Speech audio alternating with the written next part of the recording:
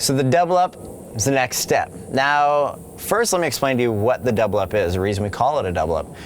What the boat does is anytime that a boat crosses rollers and those rollers join the boat's wake that the boat is creating, they stack up on top of each other and they create twice the height and actually almost a little bit of momentum that it pushes you up into the air. When you hit it, it feels like somebody gets underneath you and lifts you up.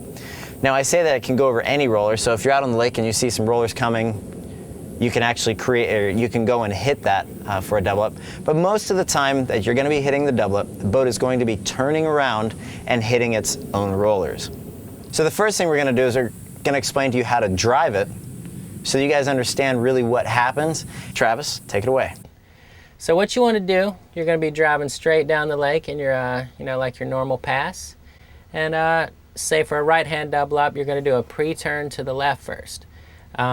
You're going to turn it about 45 degrees or so. The reason you do this is so you don't throw rollers all the way back down the lake at the finish of your double up.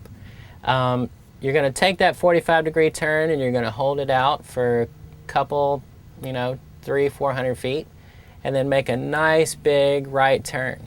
The main thing with the turn is you want to kind of keep a constant speed through it so you're not going too fast or too slow through the double up.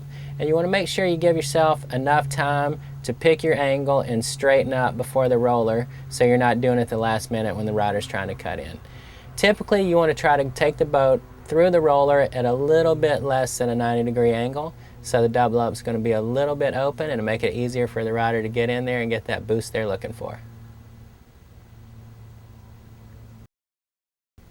And just make sure that rider is landed before you straighten up and get back in your path. You don't want to be turning the boat as they're just finishing their trick. Shaun, reach my double up. Okay, now you guys understand how the double up happens, what it looks like. Now you need to know how to hit it. What you're going to do is you're going to cut out, you're going to cut in, you're going to hit it. All right? Cool. Next section. I'm just kidding. It's going to take a little bit more than that. In fact, that's what a lot of people do is they just try to cut out and they cut at the wake and they think that they just get into one roller and charge the wake and hope that something happens. Now what you want to do is the first thing is as that boat begins to straighten out from the turn, you want to be on the inside of that turn. As the boat begins to straighten out, you're going to cut out almost as far as you can, and this is not so that you get a lot of momentum into the wake, but you have a lot of time to see where that double up is going to be, and you have a lot of time to predict exactly when it's going to happen. Why are you laughing? I'm laughing at myself when I was trying to hit the double up and You totally missed it. I totally got the opposite. Okay. So what you're looking for is as the boat begins to go over some of these rollers, you're going to pick out either the first, second, third, fourth. There's quite a few rollers, and the first one is very, very mellow.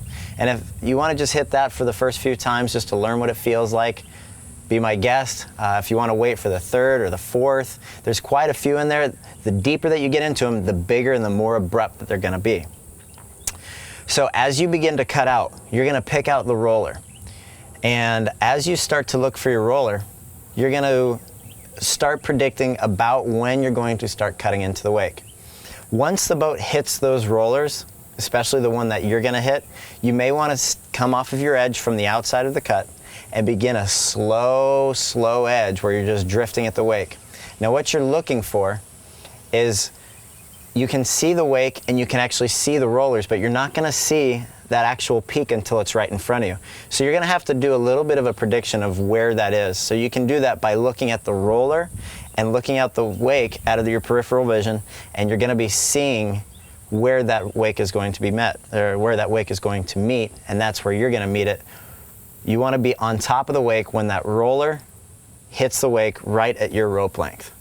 So the best way to do that is starting wide, take a very, very slow cut in. You're going to be looking at that roller probably about 10 feet, maybe 8 feet outside of the wake.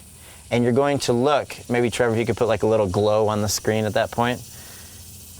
You can see where that roller is, and you can actually draw an imaginary line into the wake where that is going to meet. And as you begin to cut in, you're going to just continue on your slow edge. You're actually going to go over one, maybe even two rollers before you get there.